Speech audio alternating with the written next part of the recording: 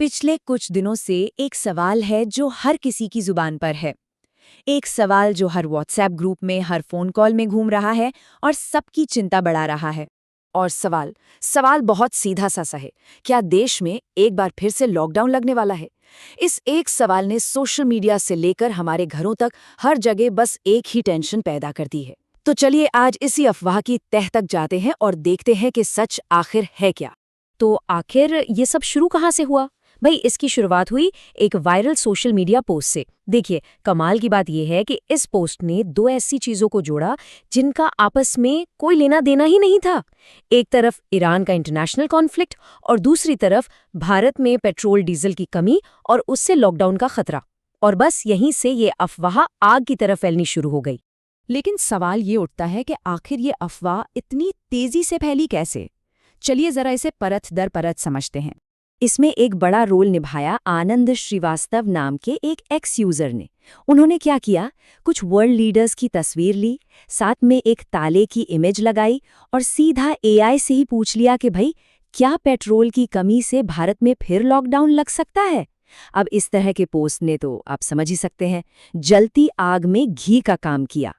पर रुकिए, कहानी सिर्फ सोशल मीडिया पोस्ट तक ही सीमित नहीं थी। इस अफवाह की जो असली जड़ थी ना, वो कहीं और ही थी। वो थी प्रधानमंत्री के एक भाषण में, जिसके मतलब को पूरी तरह से बदलकर पेश किया गया। तो सवाल यह है कि प्रधानमंत्री मोदी ने आखिर कहा क्या था और लोगों ने उसका क्या मतलब निकाल लिया। चलिए सीधे देखते हैं कि असल में बयान क्या था। और यहीं पर अफवाह और सच्चाई का फर्क साफ दिखता है। एक तरफ ये झूठी खबर थी कि प्रधानमंत्री लॉकडाउन की चेतावनी दे रहे हैं और दूसरी तरफ सच ये था कि वो बस किसी भी चुनौती के लिए तैयार रहने की बात कर रहे थे। जरा सोचिए, दोनों बातों में कितना बड़ा जमीन आसमान का फर्क है। और ये है प्रधानमंत्री के असली शब्द जो उन्होंने कहे थे। उन्होंने बस कोरोना के वक्त की एकजुटता को याद दिलाया और भविष्य के लिए तैयार रहने और सतर्क रहने की बात की। अब इस पूरे बयान को ध्यान से सुनिए। इसमें कहीं भी दूर दूर तक भी लॉकडाउन शब्द का जिक्र तक नहीं है। तो जब सच को इस तरह से घुमाया गया तो नतीजा क्या हुआ? नतीजा हुआ पैनिक। एक ऐसी दहशत जो सोशल मीडिया से शुरू होकर सीधी सड़कों पर उतर आई। इसे कहते हैं पैनिक बाइंग। मतलब जब किसी चीज की कमी का डर फैलता है ना, तो लोग अचानक जरूरत से बहुत ज्यादा सामान खरीदने लगते हैं। और इस अफवाह ने बिल्कुल इसी डर को भड़काने का काम किया। इसका असर तो हैदराबाद जैसे शहरों में साफ साफ देखने को मिला। पेट्रोल पंपों पर क्या हाल था, किलोमीटरों लंबी लाइनें लग गई। सोशल मीडिया पर वीडियोस वायरल होने लगे जिसमें लोग अपनी गाड़ियों के साथ साथ कुकर, पतीले, पता नहीं किस किस चीज में पेट्रोल भरवा रहे थे। अब जरा सोचिए, इन तस्वीरों ने डर को कितना ज्यादा बढ़ा दिया होगा।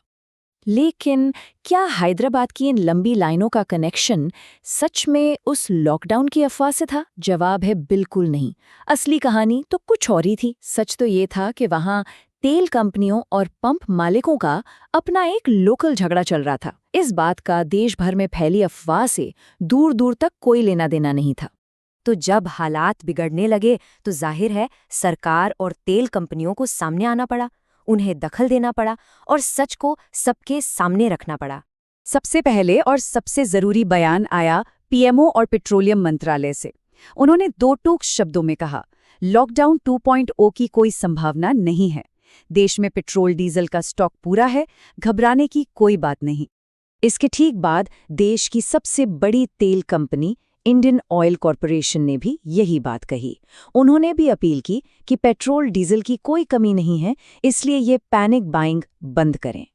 फिर भारत पेट्रोलियम ने भी यही दोहराया कि सिर्फ वेरीफाइड जानकारी पर ही भरोसा किया जाए। तो जब एक के बाद एक ये सारे ऑफिशियल बयान आए, तब जाकर इन अफवाहों पर कुछ ब्रेक लगा। तो कुल मिला के बात क्या है? बात यह है कि लॉकडाउन की खबर 100% झूठी है, पूरी तरह से फेक। ठीक है, तो ये मामला तो अब शांत हो गया है, लेकिन ये अपने पीछे कुछ बहुत जरूरी सवाल छोड़ गया है। सवाल ये कि इस पूरे एपिसोड से हम क्या सीख सकते हैं ताकि अगली बार हम ऐसी किसी अफवाह के जाल में ना फंसें।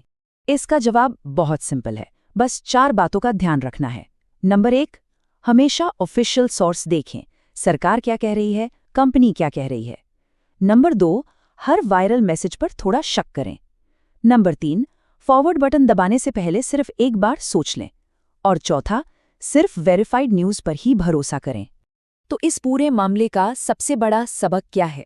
सबक ये है कि जानकारी को पाना और उसे आगे बढ़ाना, ये दोनों ही हमारी जिम्मेदारी हैं। किसी भी खबर पर आंख बंद करके यकीन करने या उसे शेयर करने से पहले उसे चेक करना आज के ज़माने में सबसे ज़रूरी है। और आखिर में एक सवाल हम सबके लिए कि अफवाहों और फेक न्यूज़ के इस शोर में हम सच को पहचानने की अपनी आदत को और मजबूत कैसे बना सकते हैं।